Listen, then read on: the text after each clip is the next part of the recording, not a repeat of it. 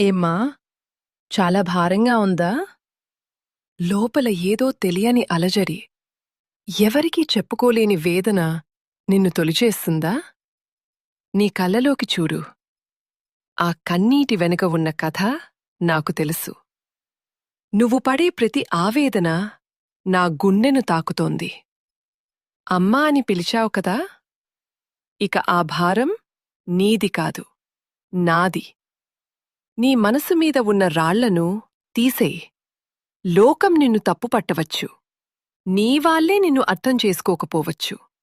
కాని ఈ జగన్మాతకు తెలుసు నువ్వు ఎంత పవిత్రమైన దానివో.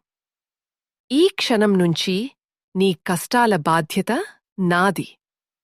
చీకటిని చూసి భయపడకు. నీ వెనకాలే వెలుగునై నేనున్నాను.